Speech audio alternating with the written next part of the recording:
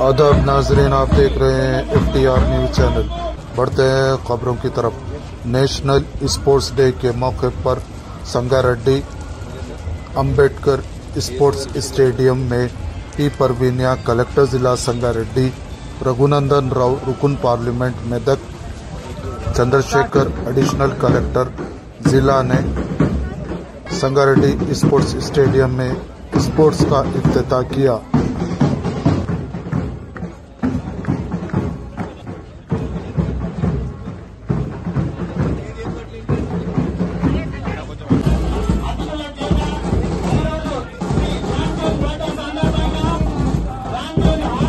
Request చేస్తున్నాము ఆకి ఒక team కూడా ఉండండి।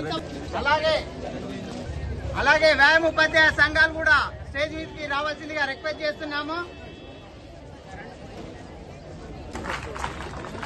వేదిక పైన ఉన్న డివైఎస్ఓ గారికి, వివిధ sports associations and Olympic associations అన్ని అసోసియేషన్స్ విచ్చేసిన ప్రెసిడెంట్, సెక్రటరీస్ అండ్ మెంబర్స్ కి, ఇక్కడ పార్టిసిపేట్ చేస్తున్న పీఈటీస్ కి, స్కూల్ పిల్లలందరికీ, ప్రెస్ మీడియా మిత్రులందరికీ very good morning. And all the students కి నేషనల్ స్పోర్ట్స్ డే సందర్భంగా మీకు అందరికీ కూడా ఒకసారి గుర్తుపెట్టుకొని దీన్ని మనము ఎవ్రీడే లైఫ్ లో సెలబ్రేట్ చేయాలి అనేది రిక్వెస్ట్ చేస్తున్నాను।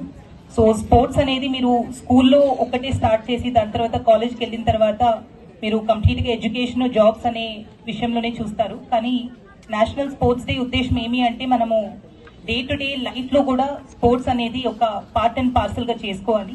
మీరు ఇప్పుడు అది ఒక గేమ్ గా ఆడుతున్నారు, కానీ slowly you will realize that మీకు లైఫ్ లో కావాల్సిన డిసిప్లిన్ అవ్వచ్చు, మెంటల్ స్ట్రెంగ్త్ అవ్వచ్చు, ఆర్ టీమ్ కోఆర్డినేషన్ అవ్వచ్చు, ఇవన్నీ కూడా మీరు స్పోర్ట్స్ నుంచే నేర్చుకుంటారు। సో ఏదో ఒక్క స్పోర్ట్, మీకు నచ్చిన స్పోర్ట్ ఒక్కటి మీరు సెలెక్ట్ చేసుకొని డెఫినెట్ గా డైలీ అట్లీస్ట్ ఒక 1 hour మీరు ఫిట్నెస్ మీద, స్పోర్ట్స్ లో ఎంగేజ్ అవ్వాలి అనేది మిమ్మల్ని అందరినీ రిక్వెస్ట్ చేస్తున్నాను।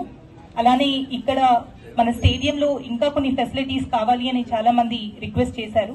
దానికి ఒక డీటెయిల్ ప్రపోజల్స్ ఆల్రెడీ రెడీ చేయడం జరిగింది। అండ్ డెఫినెట్లీ ఎంపీ గారి సహకారంతో మనం ఖేలో ఇండియా ప్రోగ్రామ్ లోనే అవ్వచ్చు, ఎంపీ ల్యాడ్స్ ఫండ్స్ కింద అవ్వచ్చు, సార్ సహకారంతో రిక్వెస్ట్ మనము ఈ స్టేడియం ని ఫర్దర్ డెవలప్ చేయడానికి కూడా డెఫినెట్ గా ఎఫర్ట్స్ పెడదాము। అండ్ మీరందరూ కూడా మనకి స్కూల్స్ లో స్పెషలీ పిఎం శ్రీ స్కూల్స్ లో స్పోర్ట్స్ కోసము సపరేట్ గా అమౌంట్ కూడా ఉంది, so that you can purchase sports equipment ఇవన్నీ కాబట్టి, అండ్ స్పోర్ట్స్ డే కండక్ట్ చేయడానికి కూడా ప్రొవిజన్ ఉంది మనకి। ఇప్పుడు స్కూల్ మెయింటెనెన్స్ లో కూడా పీఈటీస్ అందరూ తర్వాత ఈ రోజు స్పోర్ట్స్ అథారిటీ ఆఫ్ ఇండియా ఆధ్వర్యం లోపల దేశం మొత్తం ఉన్నటువంటి ప్రతి ఎంపీకి ఖచ్చితంగా క్రీడాకారులు కలవాలనేటువంటి ఒక సూచన చేయడం జరిగింది। అంతేకాదు కొద్దిసేపు అయిన తర్వాత మీ డిఈఓలు, మీ స్కూల్ హెడ్ మాస్టర్లు అందరికీ కూడా మేము ఒక స్కానర్ ని పంపిస్తాం। దయచేసి ఆటలలో ఇంట్రెస్ట్ ఉన్నటువంటి మీరందరూ కూడా ఆ స్కానర్ ద్వారా ఎన్రోల్ చేసుకోవాల్సిందిగా సవినయంగా అప్పీల్ చేస్తా ఉన్నాం। సెప్టెంబర్ 21 నుంచి దేశవ్యాప్తంగా సుమారు 3 నెలల పాటు మొత్తం 8 క్రీడలు, జాతీయ క్రీడలు అయినటువంటి 5 క్రీడలు, football, volleyball, cricket, badminton, table tennis, ఈ 5ంటిని జాతీయ స్థాయి లోపల భారత పార్లమెంటు, భారత ప్రభుత్వం ఈ 5 క్రీడలను ఎంకరేజ్ చేస్తూ సెప్టెంబర్ 21 నుంచి టీములను ఎన్రోల్ చేసుకోమంది। ఈ రోజు 10:30కి భారత కేంద్ర క్రీడా శాఖ మంత్రి మన్సుఖ్ మాండవ్య గారు కొద్దిసేపటి క్రితమే మీకు ఒక స్కానర్ ని, ఒక లోగోని లాంచ్ చేసిరు। దయచేసి మొబైల్ ఉన్నటువంటి వాళ్ళంతా, టీచర్లంతా కూడా మీ స్కూళ్లలో విద్యార్థుల్ని sports authority of India, fit India అనేటువంటి 2 కార్యక్రమాల్లో ఎన్రోల్ చేయండి। 3 నెలల పాటు మీకు ఖచ్చితంగా భారత ప్రభుత్వ సహకారంతో ఈ క్రీడలను నిర్వహించి వాజ్పేయి గారి జన్మదినం డిసెంబర్ 25 కల్లా జాతీయ స్థాయిలో మీ సెలక్షన్స్ అన్ని పూర్తి చేసేందుకు భారత ప్రభుత్వం స్పోర్ట్స్ అథారిటీ ఆఫ్ ఇండియా ఆధ్వర్యం లోపల ఒక మంచి కార్యక్రమాన్ని చేపట్టడం జరిగింది।